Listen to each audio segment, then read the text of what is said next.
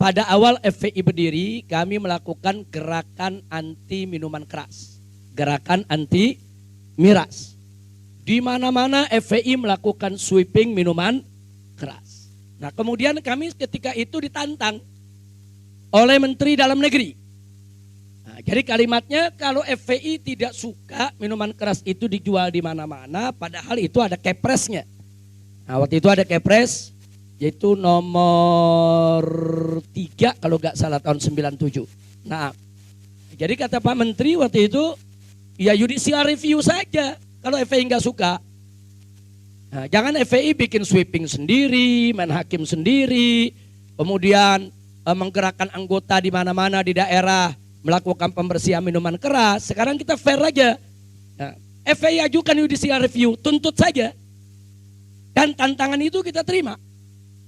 Tantangan itu kita terima, saudara. Akhirnya kami ajukan judicial review ke Mahkamah Agung. Judicial review, keputusan di bawah undang-undang itu ke Mahkamah Agung. Kalau judicial review berupa undang-undang itu ke Mahkamah Konstitusi. Itu aturan mainnya. Kita ajukan judicial review untuk pembatalan kepres tentang minuman keras. Nah, begitu berjalan sidang demi sidang, akhirnya saudara di tahun 2010 alhamdulillah Mahkamah Agung memutuskan mengabulkan seluruh tuntutan Front Pembela Islam. Artinya apa? Kepres tersebut dibatalkan. Nah, akibatnya apa? Akibatnya semua turunan perundang-undangan yang merujuk ke kepres tersebut otomatis batal. Sehingga minuman keras di Indonesia menjadi ilegal. Ini kita sudah menang. Kita sampaikan ini kita sudah menang. Tapi apa yang terjadi saudara? Apa pemerintah langsung mematuhi daripada putusan Mahkamah Agung tersebut? Tidak. Pemerintah mencari cara. Bagaimana caranya supaya minuman keras itu tetap legal. Yang terjadi apa? Yang terjadi akhirnya saudara keluarlah Perpres nomor 74 tahun 2012 di akhir pemerintahan SBY ketika itu. Perpres saudara yang isinya kurang lebih copy paste daripada Kepres yang sudah dibatalkan. Yang dirubah cuma judul. Satu, dulu judulnya miras, minuman keras. Dirubah menjadi minol, minuman beralkohol. Dirubah dikit soal prosentasenya saudara. Akhirnya apa? Akhirnya minuman keras tersebut dilegalkan kembali. Nah sekarang kalau kita katakan, loh kok pemerintah tidak mau tunduk kepada putusan MA. Apa mereka bilang? Kami sudah ikut putusan MA. Kepres tersebut sudah kami batalkan. Ini peraturan baru, lain lagi. Jadi kalau FPI tidak senang, ya judicial review lagi. Ini negara macam apa saudara? Lalu kalau kami judicial review lagi, kemudian kami menang. Siapa yang jamin tidak keluar keputusan baru lagi? Ini jadi problem. Saya pernah berdiskusi soal ini dengan Pak Artijo Alkostar, salah satu hakim agung. Pak Artijo, ini bagaimana ceritanya? Satu produk perundang-undangan, kami judicial review, kemudian dibatalkan. Tahu-tahu pemerintah mengeluarkan peraturan baru, saudara, yang serupa, hampir mirip, cuma roba-roba redaksi. Terus ini kalau begini caranya, kita disuruh judicial review lagi. Nanti begitu kami menang, mereka bikin peraturan baru lagi. Apa begini sistem hukum di kita punya negeri? Saya tanya langsung ke Pak Artijo. Beliau menjawab ketika itu, beliau sendiri, ya memang belum ada ketentuan Habib. Kalau beliau sendiri bingung, saya tanya, ini Pak Artijo Alkostar bukan orang sembarangan ya kawan. Ini hakim agung berdedikasi.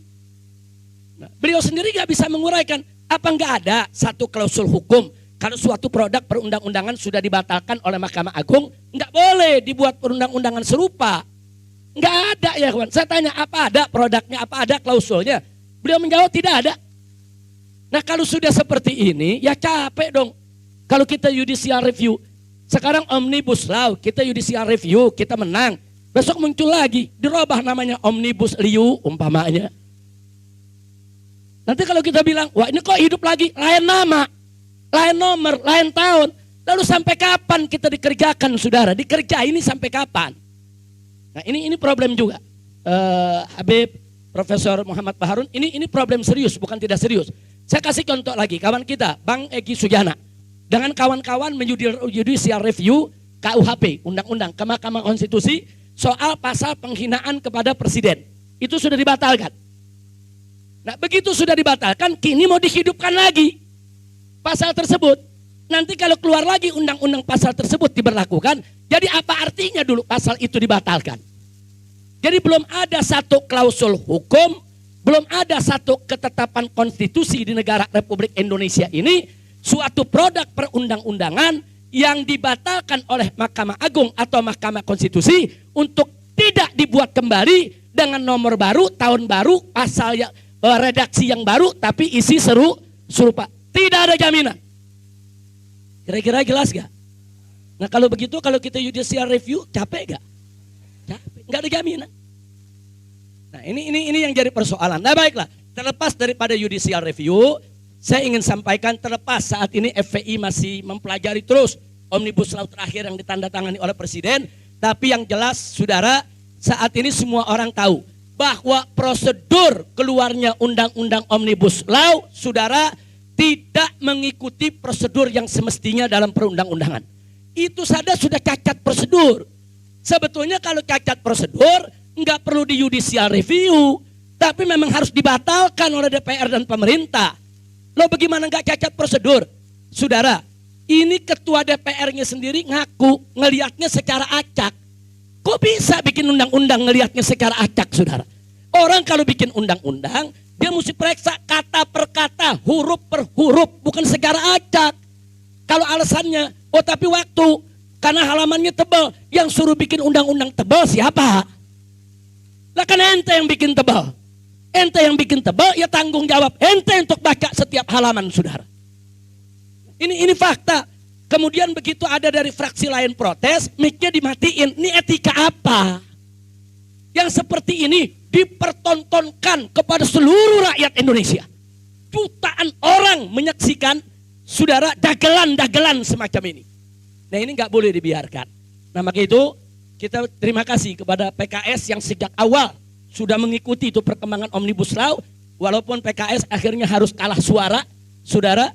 Nah karena PKS memang kursinya berapa sekarang? Sudah 50, mudah-mudahan besok 500. Oh 500 kan enak duduk komprominya ya kawan. Nah ini ente kadang-kadang amin-amin, begitu besok kampanye milihnya lain lagi. Mudah-mudahan PKS bisa jadi partai besar, amin.